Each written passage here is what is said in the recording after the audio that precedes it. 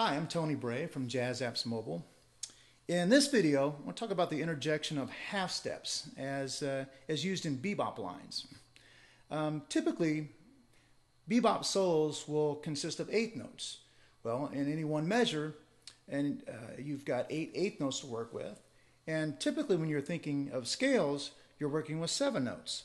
So what will happen, say for example, on a dominant 7th chord, if I'm playing Mixolydian scale, with a flat 7, I'm basically ending up on the root in the last 8th note of the bar.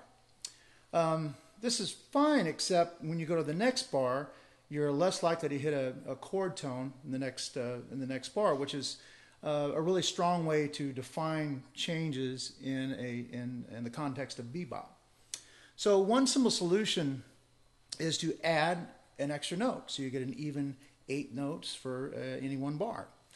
And the most common place you'll find this added half step is between the 7ths.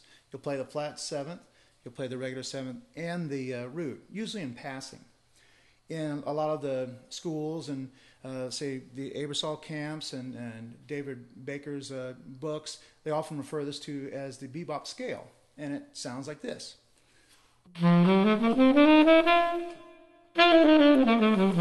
Very common pattern would be,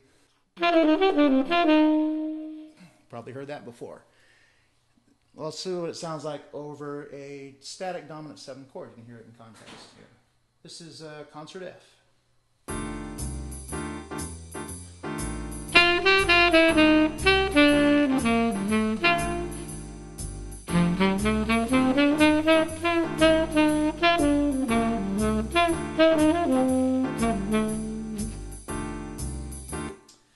The next interjection of a half step that works really well is the flat 5, or the sharp 4, however you want to perceive that. And it can often be played on its own. Kind of gives it a kind of a bluesy flavor. In context,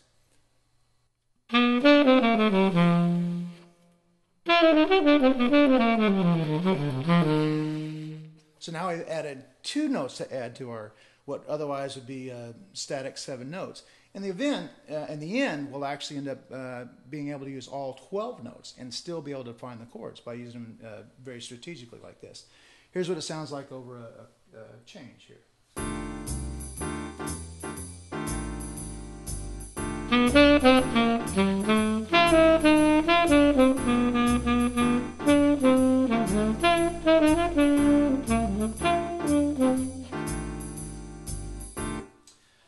Next half step we can drop in is actually we can use both thirds and a dominant. In this particular sequence, we can play the third going up to the minor third going to the regular third.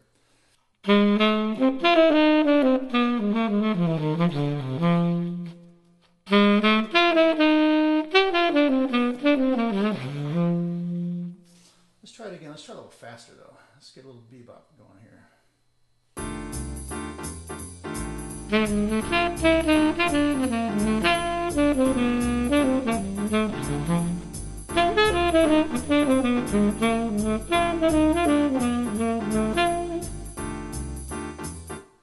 Okay, that leaves us just a few notes. Our flat 9 and the flat 6, we can also kind of use those in passing to add those in too.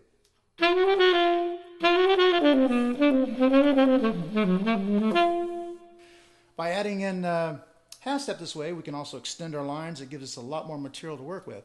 And if you sit and analyze solos by great bebop artists, you look at Dizzy Gillespie solos or Bird solos, you can look at the transcriptions and often wonder what seems to be a non-chord tone sounding great in what they're doing.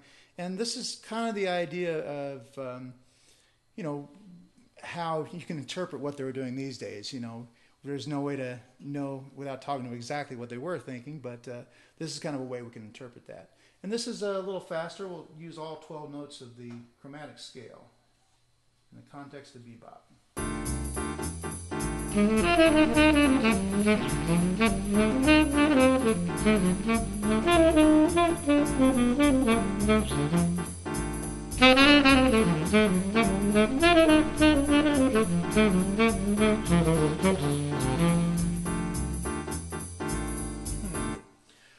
deeper than that in iImprov-Bebop, but that's a good start for you. Happy practicing.